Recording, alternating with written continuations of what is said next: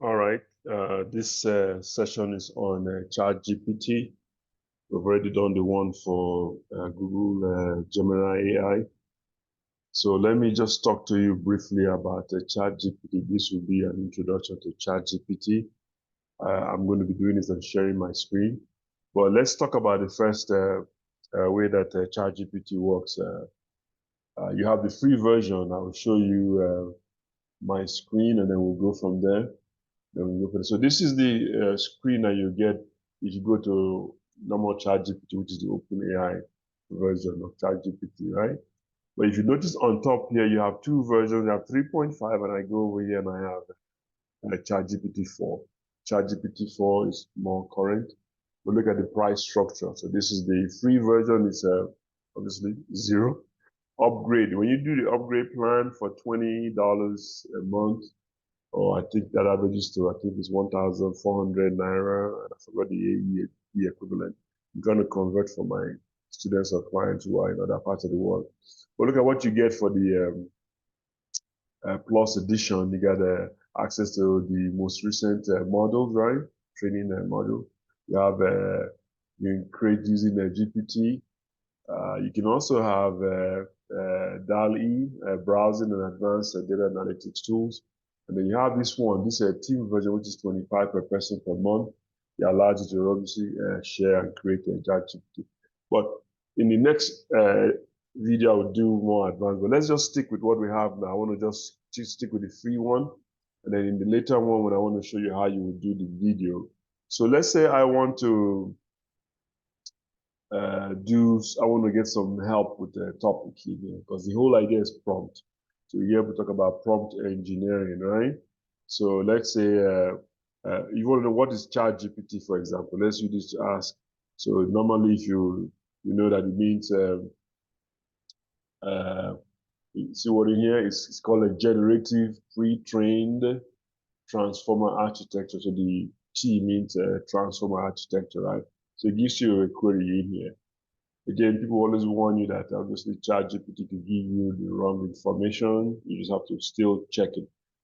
I'm one of those people that I'm not afraid of my students or people using ChatGPT or even AI in general, especially generated AI, because it separates those who know what they know and those who do not know what they do. But it's a tool. It's just like when Wikipedia first came out and people kept saying, it's not a reliable source for those of us in academia. But really, you can also say something like act as an expert, if you see my screen, and create for me a training objectives, all right, on AI with questions.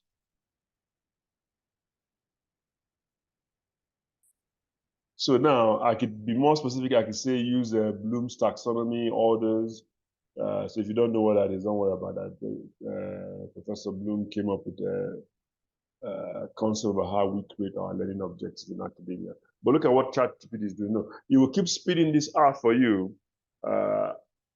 I've seen some instructors use this in a bad way because they forget that they still have to go through and edit themselves. But look at this, for example. If I stop now, objective number 1 by the end of this training, blah, blah, blah. I didn't ask you to use Bloom's taxonomy order of verbs. For those of you who don't know, stuff like understand, analyze. So you can see you can give learning areas. You can actually tell it, give me ideas about PowerPoint slides that I could use. Or I could tell it, because again, the whole thing is about the prompt. I could say, my students are visual learners, or my students are kinesthetic. So it will frame the objectives based on what you ask it to do. But if you want to ask a question, so my area is cybersecurity, I say, what is cybersecurity, right? So of course, it's like a Google on steroids, right? But look at what it does in here.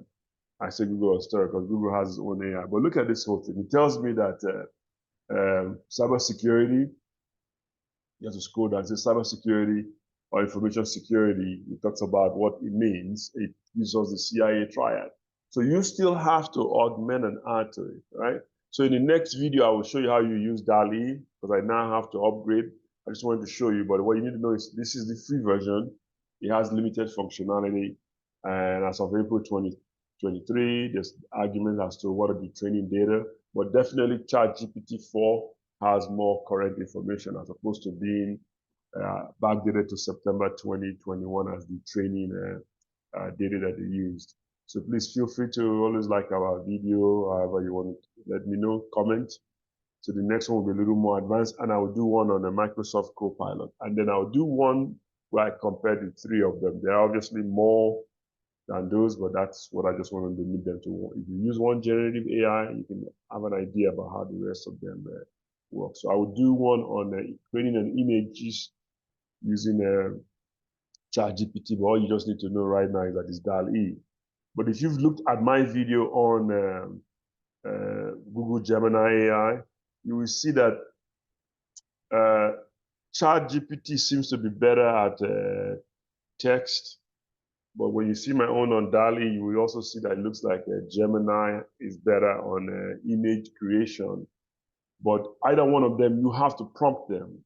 Go and check the one I did on Gemini for creating images. I had to tell it I want a robot image, I want an AI image, I wanted a male or a female. Same thing with ChatGPT and DALL-E. You have to tell it because it's probably trained with biased data. If I asked it for certified AI practitioner, it gave me a Caucasian, a European person. So I had to say, give me a minority or give me this. So you have to really, if you've ever been in IT in a while, it's like we say garbage in, garbage out. You have to tell it what you want it to do. That's why I always tell people, do not be afraid of artificial intelligence or augmented intelligence. They cannot really replace humans right now. We still don't have strong AI, but you have to be able to direct the system to give you what you want. So watch the next video when it comes out.